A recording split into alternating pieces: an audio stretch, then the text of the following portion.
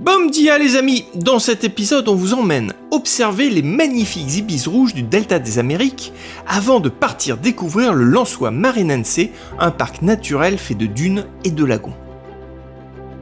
Et nous débutons cette aventure à Tutoia.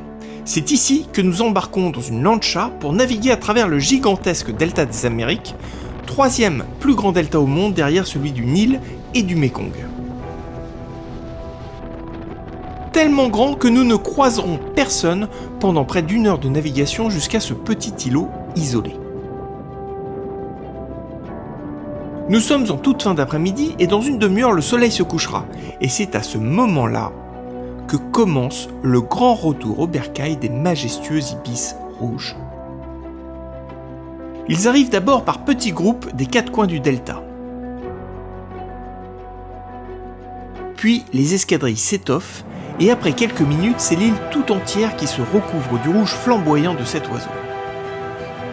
Un faux pas de ma part sur le bateau et c'est toute la colonie qui réagit, nous offrant du coup un spectacle magique.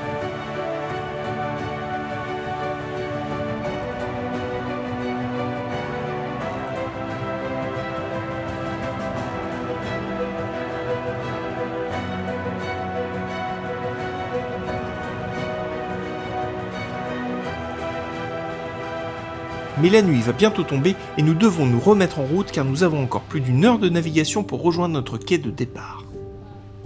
Nous roulerons ensuite jusqu'à Bairi-Renas, la ville la plus proche du parc du Lensois.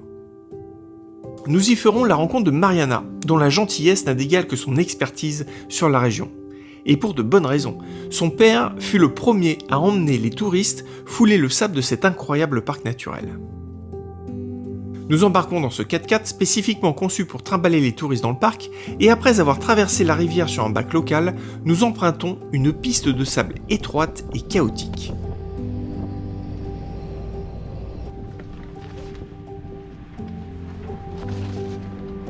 Nous arrivons rapidement à notre première destination et après avoir gravi un petit sentier, l'émerveillement est immédiat. Devant nous, une immensité de dunes couvertes d'un sable d'une finesse et d'une blancheur surprenante, et au creux desquelles, l'eau de pluie forme des lagunes de toute beauté.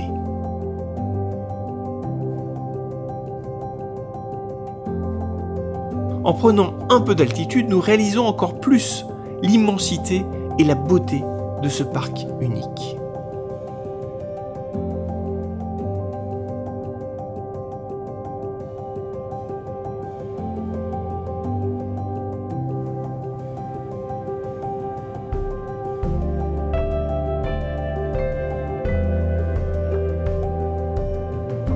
Les enfants se donneront à cœur joie en dévalant les pentes abruptes pour se jeter dans l'eau douce des lagunes.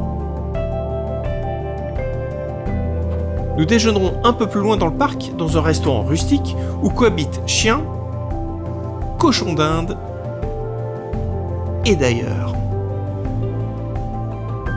Avant de nous remettre en route pour un deuxième stop où nous passerons le reste de l'après-midi seuls au monde.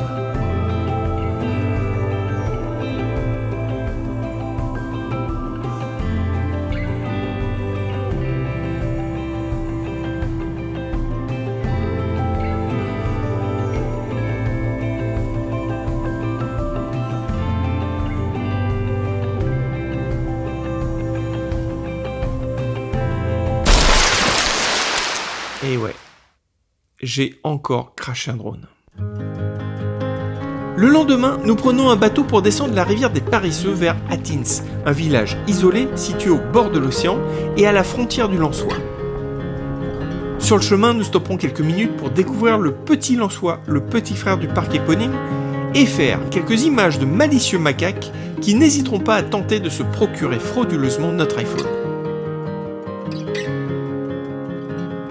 Nous emprunterons des canaux plus étroits à la recherche de la faune de ces mangroves,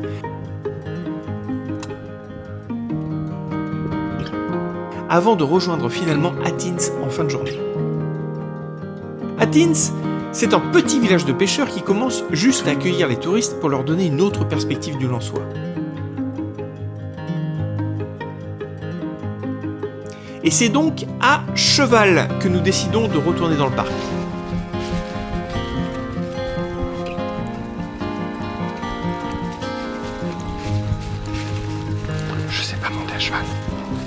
Les paysages que nous traversons sont incroyablement beaux et au bout d'une grosse heure, nous atteignons enfin les dunes tant recherchées. Les images du parc avec les chevaux résument bien ce que nous ressentons à ce moment-là. Un sentiment de liberté, appartenant à une autre époque et pourtant bien réel.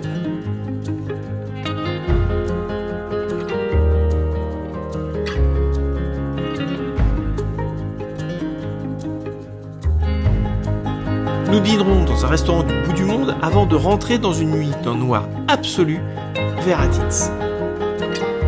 Le retour vers Baïré-Irénas se fera en bateau collectif,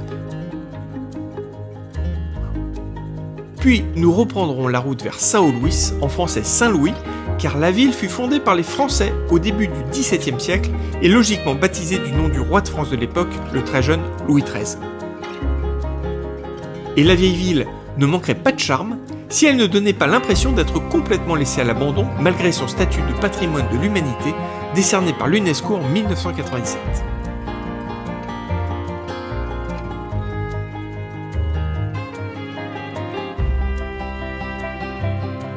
Et c'est donc ici que s'achèvent nos aventures brésiliennes. Demain, nous partons pour Sao Paulo, où nous prendrons un énième test Covid avant de nous envoler vers Johannesburg. Dans le prochain épisode, on vous emmène donc découvrir l'Afrique du Sud. C'est le moment de vous abonner si vous ne l'êtes pas déjà, et on vous donne rendez-vous sur le continent africain. Alors à très vite les amis.